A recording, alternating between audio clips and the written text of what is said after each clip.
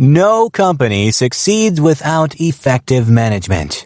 While employees carry out the majority of the work that needs to be done, the leadership of a company carries the keys to its profitability. In his book, High Output Management, former Intel CEO and co-founder Andrew Grove explains what he has learned as the leader of one of the world's most successful corporations. As technology has evolved to turn what used to be many regional marketplaces into one large global market, management techniques have likewise needed to evolve to accommodate reality. The advent of email guarantees the possibility of speedy communication with colleagues in the office and across the world, and that means that, with few exceptions, people can do most jobs from wherever they live.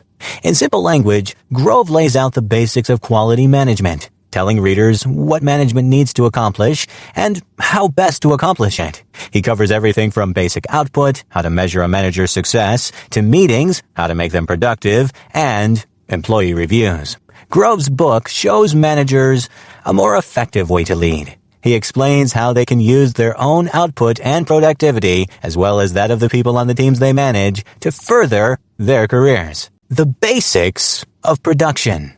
Producing any product poses a challenge. For it to work, each part of the manufacturing process must work together to create a perfectly formed and utilitarian whole. If any part of the production process breaks down, the product does not get made or sold, and the company will surely fail. The basics of production require companies to look at the entire process and identify the thing that takes the longest to do, the limiting step. For example, a restaurant wishing to produce a simple breakfast consisting of a 3-minute egg, toast, and a cup of coffee must coordinate production of the 3 components of the breakfast to ensure they can deliver everything to the customer at once. In the case of the breakfast, the soft-boiled egg is the limiting step.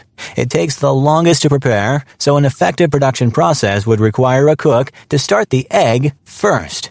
Since the coffee would have been previously brewed, his next step involves getting bread into the toaster. If he does his job properly, he will deliver a perfectly cooked hot egg with hot toast and hot coffee to his customer, all at the same time. Every production process has a limiting step, something around which all other steps must revolve. The person in charge of the process must determine which step takes the longest, and then offset other steps and tasks around it to ensure that everything gets done at once. In general, 3 different types of production exist. 1. Process, when the physical or chemical components of one component change into something else.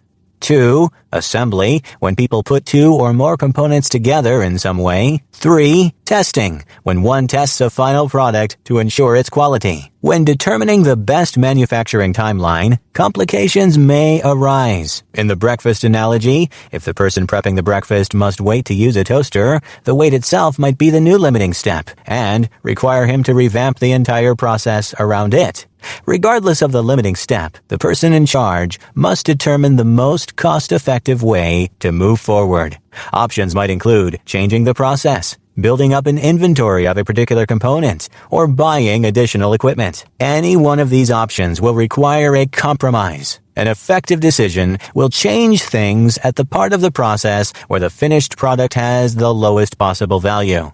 A change to the end of the process might end up ruining a nearly completed product, one that has accumulated value. In other words, it makes no sense to end up with a process that results in perfectly good eggs dropping onto the floor. A cooked egg is worth more than a raw. Managing the breakfast factory. What happens when a small manufacturing effort, such as the one required to deliver a perfectly cooked breakfast, succeeds? In many cases, such success leads to the construction of a factory, an automated manufacturing process that can deliver the same product on a large scale. In such a case, the output of the factory, not just his own personal output, becomes the standard by which we measure a manager's performance. To assess the performance of the factory, one must examine the following things. 1. Sales forecast. How many breakfasts will the factory need to make on a particular day? This might involve looking at the variance between yesterday's predicted output and the actual output. 2. Raw material inventory. Does the factory have enough eggs, bread, butter, and coffee to meet the predicted forecast? 3. Equipment. Are the egg boiler, toaster, and coffee machine all in working order? 4. Manpower. Are there enough people working to meet the demand for breakfast? 5. Quality. Are the breakfasts you produce adhering to the quality standard you have established? Regardless of the product, a performance assessment must balance the output against the key indicators listed above. High production only helps a company when the end product meets quality standards. Burned toast will never make it off the production line to the customers, and therefore it has negligible value. Think of the breakfast factory as a black box. Workers put raw materials and labor into the box, and a finished product comes out. To oversee what happens inside the box, one may cut windows into it, quality tests and assurances, to see the most important steps of the process. A good manager can identify the most important indicators and use them to evaluate the process and correct mistakes as needed. Forecast trends provide another way of monitoring progress. Having clearly defined goals allows management to check progress over time. While the principles here use manufacturing as an example, they can apply to any type of work. An administrative employee still produces something. For example, an accounts payable clerk produces invoices. A manager can measure her performance by reviewing the number of invoices she produces and how accurate they are. Managing any manufacturing or work process requires careful examination of both the process and the output. Inspections can help identify problems, but they do not help if they create a bottleneck in the process itself.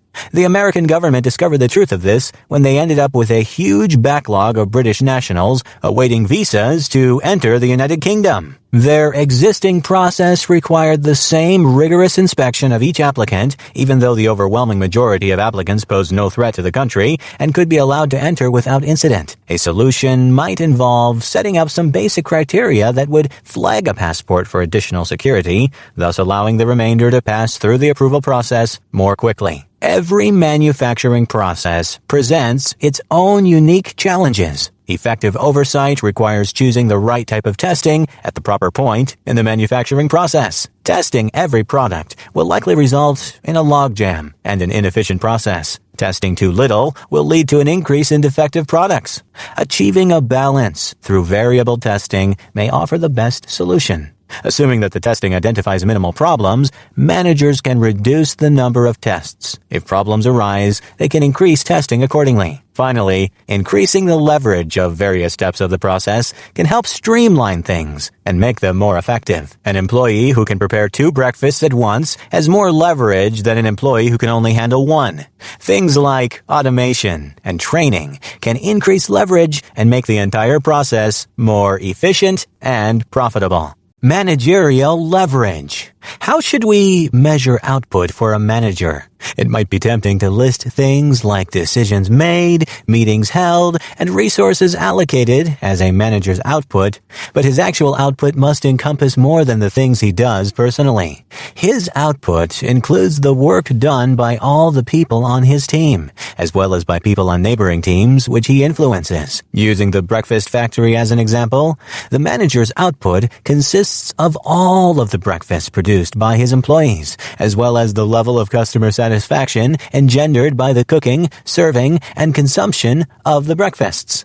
It also includes the cleanliness and profitability of the restaurant itself. A manager whose primary contribution is knowledge, a know-how manager, has the capacity to exercise a great deal of influence. An accurate assessment of output requires us to understand the difference between our activities, the things we do, and the things we achieve. One might describe the job of a surgeon as cutting and suturing, but his true output is a healthy patient. A manager's day will likely consist of some combination of 4 basic activities: information gathering, decisions, acting as a role model, and nudging others to complete certain tasks and activities. Those things represent his actions, but his output includes the end products of his actions and those of his employees. Decisions can fall into 2 categories: 1. Forward-thinking decisions look ahead and determine the path a company will take. 2. Ad hoc decisions address problems as they arise. To maximize his output, a manager must also maximize his leverage. The activities he completes that influence a large number of people, or influence one person dramatically for a long period of time, carry the most weight. For every activity a manager completes, the output of the company should increase accordingly. He can increase his output by increasing the rate at which he performs his duties, increasing the leverage of the duties he performs, or shifting his focus from low-leverage activities to high-leverage ones. Not all leverage has a positive result. When a manager develops a negative attitude, it can infect many people under his command. He must monitor his attitude about work so that his leverage doesn't reduce production. Finally, an effective manager can leverage his influence by delegating work. He should place the emphasis on delegating responsibilities, which he does well, since he must also follow up on the tasks he delegates if he wants to hold on to his leverage. Meetings. Meetings represent one of two things to most managers and workers: a productive chance to get things done or an enormous waste of time. People who view meetings as a waste of time need to recalibrate the way they think about them and find new ways to hold and benefit from meetings. Meetings offer one of the most efficient ways to get and receive information. When people sit in the same room with one another, they generate energy and ideas that might never exist if they worked alone all the time. Process-oriented meetings occur to share information, while mission-oriented meetings usually involve meeting to make a decision about something. Both serve their purpose if you handle them the right way. One-on-one meetings between supervisors and supervisees form an important part of a manager's day. Checking in regularly with employees allows a manager to nip problems in the bud and offer guidance and information as needed. Such meetings should happen in the employee's office or at her desk, and the employee should produce an outline or agenda prior to the meeting to maximize the benefits of having it. Staff meetings serve a related purpose. They encourage peers to interact and share information, and, when done right, they can provide a manager with an enormous amount of information. An operation review serves a different purpose because it involves people on various levels. Companies hold such meetings to review the overall operation of the company. Managers, supervisors, and employees present information about how they do their jobs with an eye toward increasing everyone's knowledge about the overall process of making whatever the company makes. Mission-oriented meetings have a different purpose, usually involving making a decision. The person running the meeting, the chairman, must have a clear idea of the meeting's purpose and an orderly agenda to ensure things stay on track. The chairman must follow up by writing minutes to describe the decision that resulted from the meeting. Some people say that any manager who spends more than 25% of his time in meetings lacks efficiency. The real test involves a manager who spends more than a quarter of his time in ad hoc, mission-oriented meetings. Meetings that he schedules in advance tend to be efficient and necessary. Last-minute meetings tend not to be. Decisions. For most managers, decision-making represents a huge percentage of their job responsibility. They must have the ability to make strong, well-considered decisions that hold up to the test of time. A failure to do so can result in huge problems for the manager himself, his company, and staff. The ideal decision-making module flows as follows. It begins with a free discussion of the issue at hand, moves to a clear decision about how to proceed, and ends with a full support of the decision from all affected people. However, many managers reverse the process. They begin with a decision ready in mind, squash free discussion, and expect full support in spite of the fact that their employees feel disconnected and undervalued. One thing that gets in the way of decision-making involves peer group syndrome. When a group of managers and decision-makers gather, each wants to protect his own turf. He fears being seen as incompetent or indecisive. However, such fears can lead to each manager digging his heels in and refusing to budge from his initial position. Such an atmosphere does not allow for effective decision-making.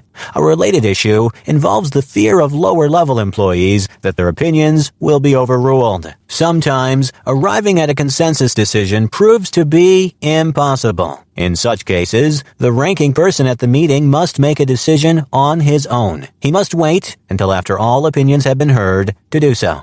Making a decision any earlier can result in everybody in the meeting feeling that he has overruled them, and that will make getting their full support a challenge. 6 basic questions must be asked before making any decision. 1. What decision must be made? 2. When must it be made? 3. Who will make the ultimate decision? 4. Who must be consulted prior to making a decision? 5. Who will ratify or veto the decision? 6. Who will need to be informed of the decision?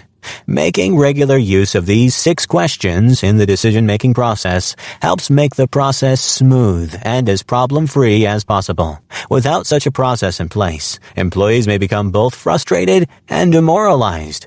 While it might seem easier to make decisions unilaterally, giving people time to process and react to decisions and contribute what they know ultimately leads to better decisions and less friction after the fact. Planning. Every manager must plan things. Planning gathers a lot of attention as a managerial task, and for some, it represents the pinnacle of a manager's duties. However, we all plan things every day. When we leave the house to go to work, we look at the gas available in our tank and plan when we will next stop to buy gas. We make hundreds, maybe even thousands of small planning decisions every day, and we do it without fanfare. A basic planning process for any manager must include the following steps. 1. Determine the projected need or demand for your product. 2. Establish your present status. What are you making and how fast are you making it? 3. Reconcile step 1 and step 2. What do you need to change about step 2 in order to meet the demands identified in step 1? Effective planning requires taking these steps one at a time. Limiting your thinking about step 1 by getting bogged down in thinking about your current process may lead to unnecessary limitations on your output. You can make adjustments to your production process if you need to by buying additional equipment, automating or eliminating steps, increasing manpower, or all 3. Determining how to close the gap between demand and production requires both strategy and tactics. People sometimes confuse these 2 terms. Managers formulate strategies by looking at the big picture of what they must accomplish. They decide upon tactics by determining the specific steps they must take to make their strategy work. In a large organization, the strategic concerns of a department may be tactical concerns for a division, and so on up the line. An effective planning process requires trying to anticipate future problems and doing what you can today to minimize or forestall them. Most decisions have far-reaching implications. A process that focuses on solving today's problems does nothing to help with the future. A manager cannot plan for the past. He can only plan for the future. Management by objectives, or MBO, requires a manager to determine what needs to be done, set tasks to complete it, and establish milestones to check progress. Finally, a good manager must learn to recognize positive outcomes, even if they diverge from the original plan. A classic example involves the explorer Christopher Columbus. He failed at his initial objective to find a new trade route to the east. However, he succeeded in that he claimed a new land for Spain, and his actions led to greater prosperity for Spain. A good leader has enough flexibility to accept such variations as long as they end in success. The breakfast factory goes national. When a company expands and changes from a local concern to a national one, its leaders must make multiple decisions about how best to accomplish the desired result. Using the breakfast restaurant as an example, we can examine the necessary considerations. For example, one must decide which parts of the operation would benefit from centralization and which would benefit from regional expertise. Things like buying specialized equipment and training employees about how to make a quality breakfast make good candidates for centralization. Decisions about how much to pay employees and where to advertise local locations should rely on local managers who understand the labor market and local publications. Some aspects of expansion may require a hybrid approach. For example, the owner of the breakfast factory undoubtedly wants to ensure that the eggs used to make the breakfasts are fresh. Shipping fragile eggs all over the country makes little sense, but neither does it make sense to leave buying decisions to someone low on the managerial chain. An effective compromise involves setting up regional warehouses and buying eggs in bulk in locations within easy shipping distance of each individual restaurant. Such decisions require a manager of a burgeoning enterprise to surround himself with an effective team to help him manage the national, local, and hybrid aspects of the breakfast factory. A manager's output consists of the sum total of what he does plus what his team does, so choosing the right people matters. Hybrid organizations. Many organizations end up as hybrids of one type or another. The two main ways that companies may organize themselves are mission-based operations have totally decentralized locations, which focus on performing specific activities independently of the corporate entity. Function-based operations have a centralized power system that oversees all operations. Many companies choose to hybridize their operations to take advantage of the best parts of each structure. For example, giving individual locations autonomy can allow for innovations and greater productivity, but holding on to a certain amount of centralization to take advantage of bulk buying and quality control can help to minimize costs and maximize profits. Intel has a hybrid organization. Moving towards a mission-based organization allows regional managers and staff to respond to conditions on the ground. When things such as hiring decisions and pay revert to a corporate location, they may end up having a negative effect on productivity. Changes occur more quickly when an organization is mission-oriented. However, most other conditions, including economies of scale and efficiency, favor the formation of a function-based operation. The larger and more complex a company becomes, the more likely it will end up with a hybridized organizational structure.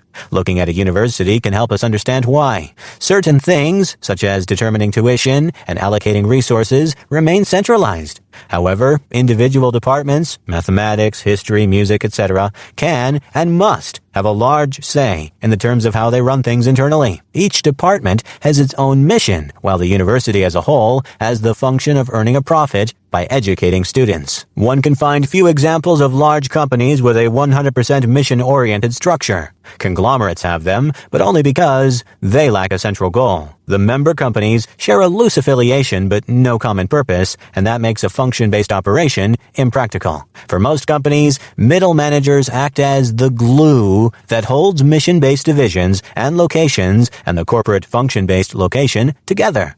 They serve as conduits between function and mission, and their work enables large, complex organizations to work as needed. Dual reporting.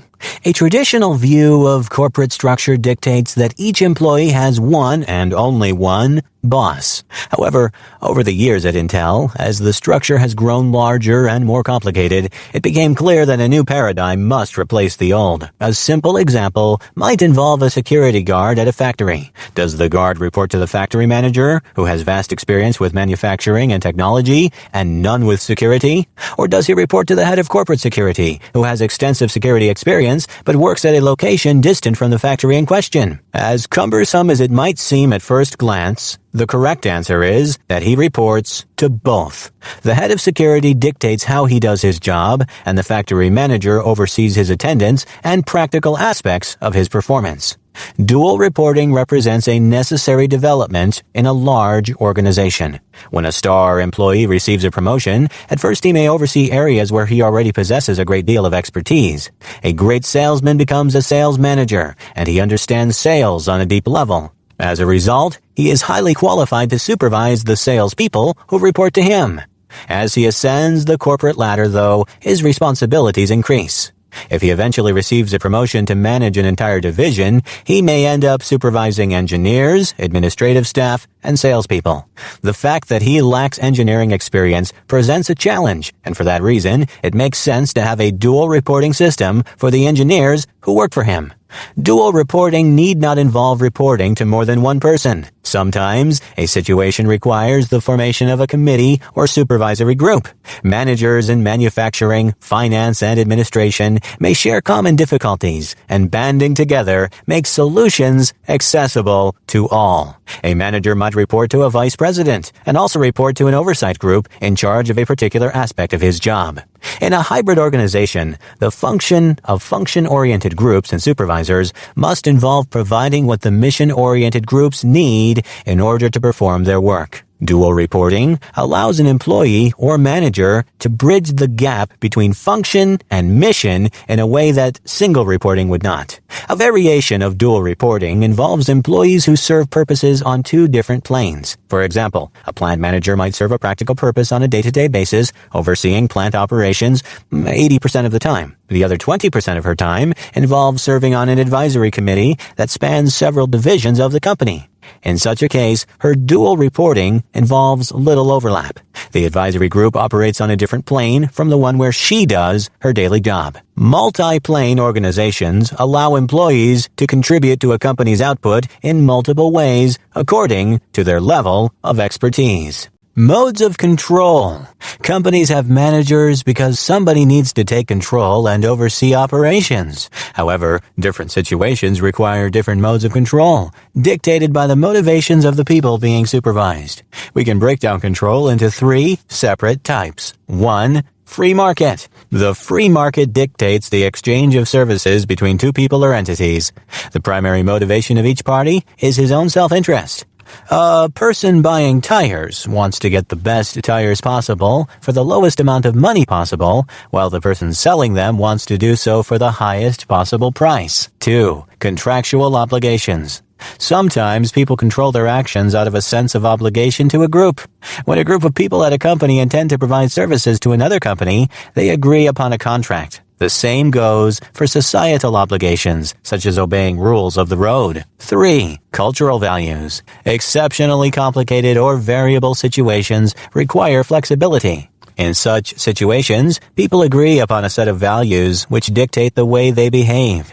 In a free market situation, the degree of self-interest is high. In situations governed by contracts or cultural values, the people involved tend to put the needs of the group first. To determine which mode of control best fits a situation, a manager must evaluate two things: his employee's motivation and the CUA, that's complexity, uncertainty, and ambiguity, of his job.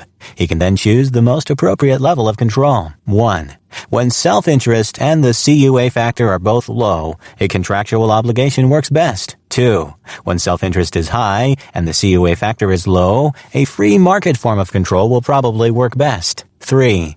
When self-interest is low and the CUA factor is high, cultural values should rule the day. 4. Finally, when self-interest is high and the CUA factor is high, no form of management works effectively.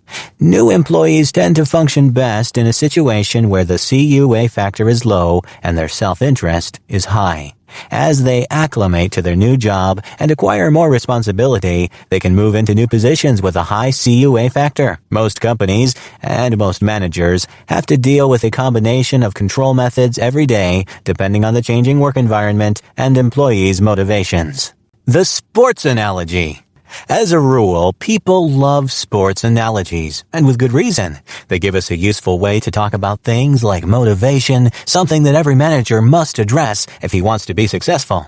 When people underperform at their jobs, they do so for one of two reasons. They lack the capability to do something, or they lack the motivation to do it. One can determine the difference by asking the question, could he do the job if his life depended on it? If you answer yes, you most likely have a motivation problem on your hands. If no, your employee may be overemployed or require additional training. A good manager must determine what motivates his employees. As a rule, human motivation works in a hierarchical way, like the pyramid designed by Abraham Maslow. Beginning at the bottom with the most basic motivations, the pyramid looks like this. Physiological needs: food, clothing, shelter; safety and security needs: financial safety net, insurance; social and affiliation needs, sense of belonging, friendship and affection, esteem and recognition needs, achievement, comparison, keeping up with the Joneses, self-actualization needs, risk-taking, personal bests. A person cannot move up the pyramid until he satisfies his needs at his present level. When someone lacks food or shelter, he has no time to worry about esteem and recognition. He places his entire focus on obtaining the things he does not have. Historically, much of the motivation in the workplace came from fear. Fear of being fired, fear of losing one's income, etc. In today's workplaces, when so much of work output defies easy categorization, other methods of motivation come into play, such as the sports analogy. Many people possess an inherent sense of competition. They want to excel, and they feel a sense of pride when they outperform other people. At Intel, managers used competition to their advantage to motivate their janitorial teams. When performance started to lag, they instituted a grading system for each team's performance. Almost immediately, the team's performances improved dramatically. The satisfaction of beating the other teams provided them with ample motivation to step up their performance. Managers may also motivate employees by providing them with tasks that represent a bit of a challenge. Employees rarely feel strong motivation to do tasks that come easily to them, but the same cannot be said of challenging tasks. Their inherent sense need for self-actualization kicks in, and they push themselves to perform, the same way that an elite athlete tries to break his own record at the track. Task-relevant maturity. Different employees require different styles of management in order to thrive. One manager may have to implement 3 different levels of management if he wants to effectively supervise and motivate his employees. The level of effort needed to adequately supervise an employee ties directly to his task-relevant maturity. Task-relevant maturity describes the level of confidence, assurance, and capability that an employee has in relation to his job. A person may have a high TRM in one job and a low TRM in another. His TRM may also vary from task to task within his regular job. A person with a low TRM, such as a new employee or one who struggles with a task, may require a high level of one-on-one supervision. Alternatively, an employee with a high level of experience may need very little. In general, TRM dictates managerial style as follows. Low TRM requires structured, task-oriented management that explicitly explains what to do and how and when to do it. Medium TRM requires frequent two-way communication with more autonomy, but frequent checks to ensure the employee understands his job. High TRM requires minimal managerial involvement and a high degree of autonomy with periodic check-ins as needed. It may help to use the analogy of parenting a child. Very young children require constant supervision and a clear-cut set of rules and consequences for breaking them. As the child ages, he requires less parental intervention. However, if his TRM slips in some way, for example, if he slacks off at school and his grades fall, the parent may need to revert to a more hands-on level of parenting until things straighten out. The same goes for a manager. He must possess the willingness to adapt to his employees' changing needs. He cannot assume that an employee with a high TRM will never require supervision. Communication forms the backbone of the manager and employee relationship. Without it, a manager would have no way of assessing an employee's TRM, and the performance of the whole department, or the whole company, may suffer as a result. A manager must decide whether he can have friendly relationships with employees outside of work and still function as an effective manager. Some people can manage such relationships with ease, switching back and forth with no difficulty. Others find it nearly impossible to discipline someone they consider a friend. Good managers know that managing employees appropriately has to come first. Performance appraisal. Very few managers would say they look forward to doing performance appraisals, particularly when they must address an underperforming employee. It requires a big investment of time and effort to do an effective performance appraisal. However, performance reviews carry a great deal of weight in the workplace. In fact, they are the single most important kind of feedback a manager can give his employee. The reason many managers give unhelpful or confusing performance appraisals ties back to the fact that many managers misunderstand their purpose. Ultimately, the performance appraisal must try, above all else, to improve the employee's performance. Assessments of past performance aside, a manager should put far more importance on what the appraisal will do for the employee's future performance. One issue some managers experience when it comes time to give performance reviews to their subordinates for the first time ties back to a lack of preparation and training. Companies promote employees to supervisory and managerial positions without adequately training or preparing them for the reality of assessing their employees' job performance. Not only that, but society teaches us to avoid confrontation. While some people do seek it out, most of us prefer to take the non-confrontational route whenever possible. When a manager avoids confrontation, it leads to misunderstandings, poor employee performance, and may even result in employees losing their jobs without understanding why. A good manager must take performance appraisals seriously, especially, when they require difficult conversations. Assessing the output of professional employees, particularly those who work on long-term projects where the results lag far behind the date of a review, can represent a big challenge. For that reason, an effective performance review must place its focus on current conditions as well as past performance. If a department has high turnover and a manager hears complaints about a person or situation, he needs to take those things into account, even if the results currently being reported are excellent. Furthermore, one should not separate the performance of a manager from that of his team. Delivering performance appraisals requires finesse. In general, the best way to approach it involves providing the employee with a written review to read prior to meeting with him. That way he can have time to read and absorb his manager's feedback and think about how he wants to respond, something that carries a great deal of importance in the event of a negative or mixed appraisal. A good manager must level with his employee by telling the absolute truth, listen to what the employee says in response, and then leave himself out of his response. Some management experts say that if a supervisor does his job well, a performance appraisal should never include any surprises. However, sometimes they do. When a manager sits down and really thinks about output and his employees' performances, he may put things together in a way that he hasn't before. In the event of a truly negative performance review, the manager must help his employee to move from the natural human responses of denial and anger to a place where he has the willingness and motivation to do what needs to be done to improve his performance. In other words, he must obtain a commitment from his employee, and that holds true even if the employee disagrees with the appraisal. Agreement may not come out of your meeting, but commitment must, if you want things to improve. The final thing to consider involves reviewing star performers.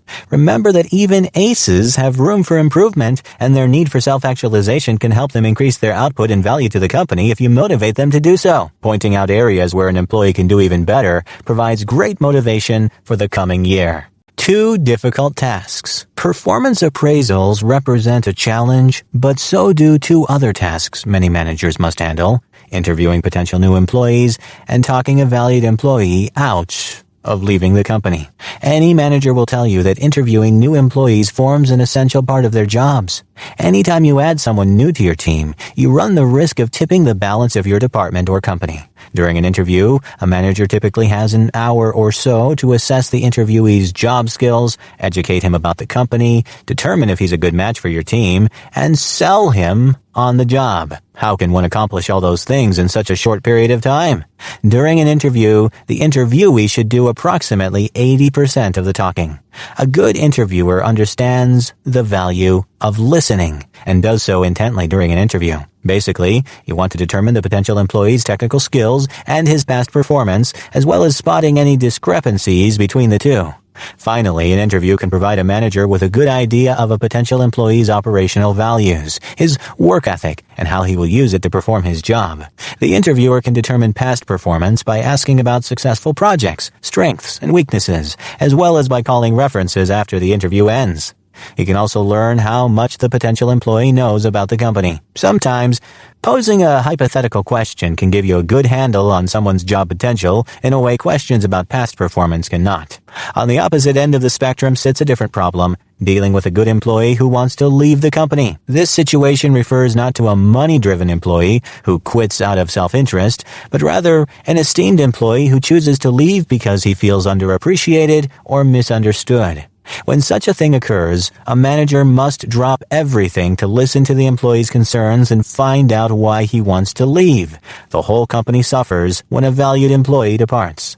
In this situation, a manager must ask why the employee wants to leave, and then listen to the answers. The employee may not want to listen to his manager's arguments about why he should stay, particularly if the manager himself is part of the reason for leaving. It may prove necessary to move things up the chain of command, or even transfer the valued employee to another department. A good manager has the willingness to admit that he failed to reward an employee appropriately. In other words, a manager may have to eat a little crow to retain a good employee. In both situations, hiring new employees and retaining valued ones, communication holds the keys to success. A good manager, one who makes solid hiring decisions and can navigate tricky situations, spends far more time listening than he does talking. Compensation as task-relevant feedback. People work to earn a living. In Maslow's hierarchy of needs, money has value at every level of the pyramid. It allows people to provide for their basic physiological needs by buying food, clothing, and shelter. It helps them to feel secure and to achieve a sense of community and, ultimately, self-actualization. Many people tie their sense of personal worth to the money they earn doing their jobs.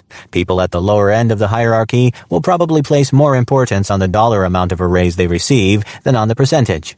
Material concerns occupy their minds. For people at a higher level of the hierarchy, the comparative increase, what they receive as a raise relative to what others receive, carries more weight. At lower levels of employment, it does not represent a challenge to tie compensation directly to output.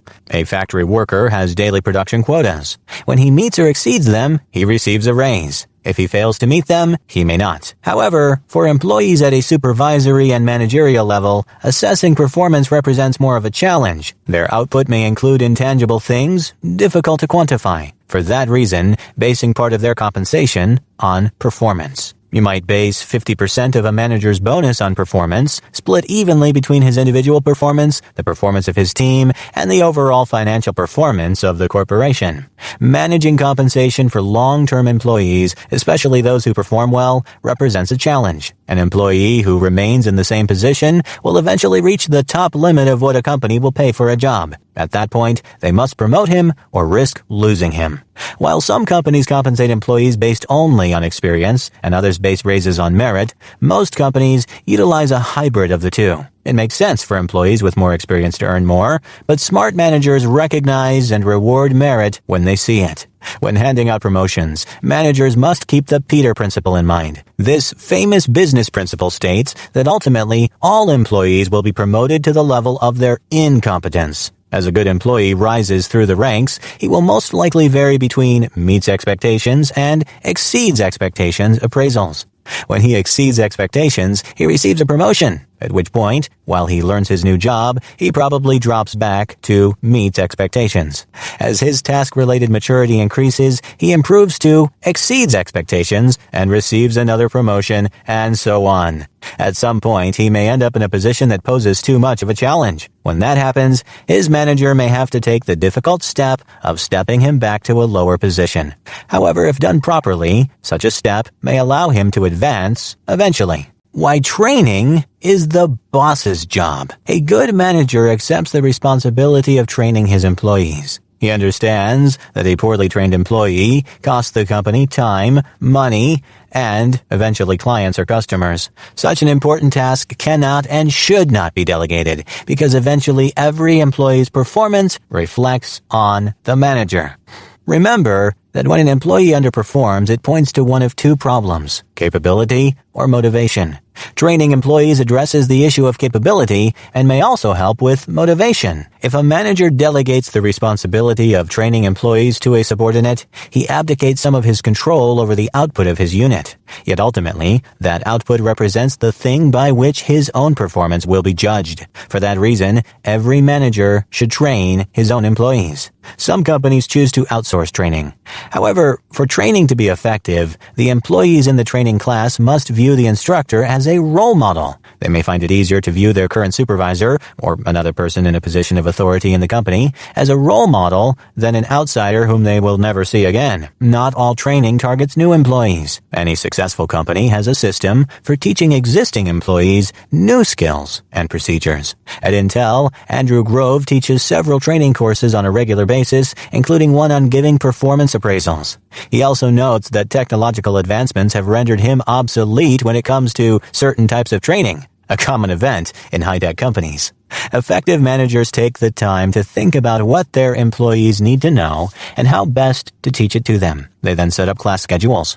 Managers who have never taught a class before will have a steep learning curve, but in the end, taking the time to train employees improves managers' performances too. Breaking down a task or job into its component parts to teach it represents a challenge, but it forces the teacher to think about things in a new way. If you're new to training, teach your first class to the most knowledgeable of your subordinates to minimize the damage done by mistakes or oversights on your part. The more frequently you teach a particular subject, the more adept you will become at doing so. A company that fosters an environment of perpetual learning will have higher output and better employee motivation than one that allows its employees to stagnate. Every manager can benefit from using the management tools outlined in High Output Management. When he does things like identifying the limiting step in his production process, initiates testing, identifies key performance indicators, and develops a strategy to use going forward, he finds ways to increase both his own output and that of his employees, and that benefits the company as a whole. Many companies and managers make the mistake of misunderstanding the components of a manager's job. They fail to get the most out of meetings and don't give their employees the support, training, and feedback they require. High Output Management is a must-read for any manager who wants to improve his performance and that of his team.